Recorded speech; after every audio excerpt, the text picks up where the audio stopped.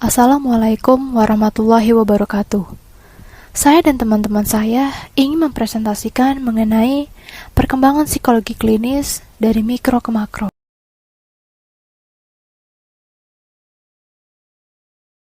Pertama-tama, kita harus mengetahui terlebih dahulu apa itu psikologi klinis. Psikologi klinis merupakan salah satu bidang psikologi terapan yang bertujuan untuk mensejahterakan kehidupan manusia. Dalam bahasa Yunani, kata klinis atau klina berarti sesuatu yang berkaitan dengan tempat tidur. Menurut Peirce, tahun 1992, psikologi klinis lebih merujuk pada bidang yang membahas mengenai kajian, diagnosis, serta penyembuhan pada masalah-masalah psikologis.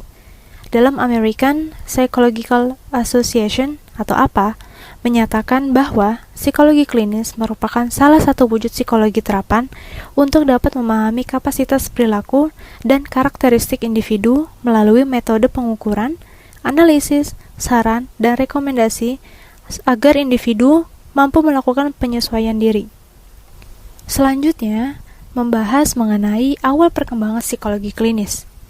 Psikologi klinis pada awalnya dikembangkan oleh seorang dokter di Amerika Serikat untuk menangani gangguan mental yang dialami oleh veteran pasca Perang Dunia yang Kedua.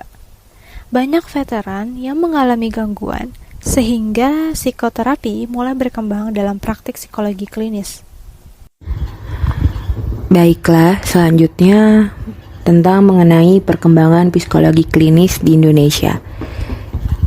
Di Indonesia, psikologi awalnya dari sebuah biro psikoteknik asal peninggalan Belanda. Kemudian dikembangkan oleh Prof. Slamet Imam Santoso di Universitas Indonesia. Pada tahun 1956 sampai 1960, program studi psikologi Universitas Indonesia berubah menjadi jurusan psikologi pada Fakultas Kedokteran. Pada tahun 1960, psikologi berubah menjadi fakultas yang berdiri sendiri.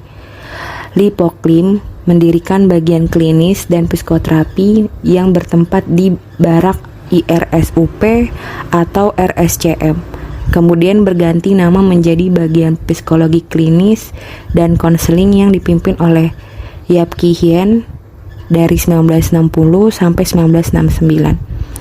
Namun, adanya pengertian yang luas mengenai psikologi klinis, maka nama bagian psikologi klinis dan konseling berganti nama lagi menjadi bagian psikologi klinis. Selanjutnya, dari terapan mikro ke makro. Psikologi klinis berkembang pesat tidak hanya untuk perorangan saja, tetapi juga lainnya. Terdapat perkembangan terbaru seperti banyak ahli yang mulai mempunyai cara pandangan yang berbeda dari pelayanan perorangan. Cara pandang yang awalnya dari psikopatologi menjadi kesejahteraan perorangan ataupun masyarakat. Cara pandang pribadi menjadi berubah dikarenakan disiplin lain menganggap bahwa laporan diri kurang objektif sehingga diperlukan adanya pengukuran yang benar-benar objektif. Dengan berubahnya cara pandang, akan lebih banyak berperan dalam kehidupan masyarakat, tidak hanya perorangan, keluarga, ataupun kelompok saja. Bukan berarti praktik untuk perorangan ditinggalkan, tetapi akan ada banyak waktu yang dapat digunakan untuk kegiatan yang sifatnya lebih makro, seperti terapan untuk masyarakat dan kebijakan publik. Terapan secara mikro. Di Indonesia banyak psikologi yang menerapkan psikologi klinis secara mikro, yaitu melayani kebutuhan individual dengan atau tanpa keluarga. Mereka tidak menyatakan dirinya sebagai psikologi klinis, melainkan sebagai konselor dalam terapan mikro. Psikolog klinis akan bekerja sendiri dalam melakukan penilaian dan penanganan untuk kasus individual. Terapan mikro lebih berfokus pada perorangan dan pengukuran berupa psikotes dengan jumlah yang banyak dan telah dikembangkan, diteliti, dan dikaji. Berbagai macam pengukuran seperti pengukuran mengenai kecemasan, depresi, inteligensi, narsisme, obesis kompulsif, dan lainnya. Orientasi pengukuran yang terlihat ada pada psikopatologi.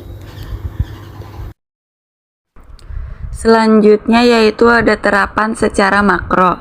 Dalam terapan makro, psikologi tidak dapat bekerja sendiri dan harus mampu membina jaringan kerja dengan ilmuwan dan sektor lainnya. Pada terapan makro, diperlukan adanya pendekatan yang berbeda dalam pengukurannya. Bukan lagi pada pandangan psikopatologi, melainkan diperlukan pendekatan kualitatif yang dapat dikuantifikasikan. Selain itu, tidak hanya mengukur dalam skala interval saja, namun juga perlu diperhatikan dalam penggunaan skala rasio.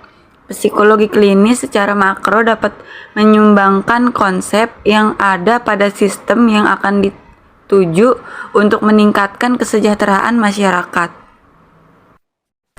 Adapun ciri-ciri psikologi klinis makro, yaitu penggunaan konsep dalam psikologi klinis untuk unit yang lebih besar seperti organisasi, masyarakat, sistem yang ada, dan kebijakan perlu diubah dan disesuaikan dengan unit yang diteliti atau dilayani. Selain itu, kerjasama dengan disiplin lain, birokrat, pengambilan kebijakan, politisi, anggota Dewan Perwakilan Rakyat, dan masyarakat itu sendiri. Sehingga diperlukan adanya sekutu, yaitu seseorang yang mempunyai kekuatan untuk di suatu tempat yang jelas mendukung ide perubahan yang ditawarkan. Yang terakhir ada kesimpulan. Psikologi klinis merupakan salah satu bidang psikologi terapan yang awalnya dikembangkan di Amerika Serikat. Psikologi klinis terapan mikro menjadi terapan makro ditandai dengan adanya perubahan cara pandang para ahli yang berawal dari psikopatologi menjadi kesejahteraan perorangan atau masyarakat sehingga lebih banyak berperan dalam kehidupan masyarakat. Terapan mikro lebih mampu mengarah pada individu atau perorangan dan cara kerjanya harus mampu bekerja sendiri. Sedangkan pada terapan makro lebih mengarah pada pendekatan kualitatif dan cara kerjanya harus bekerja sama dengan yang lainnya.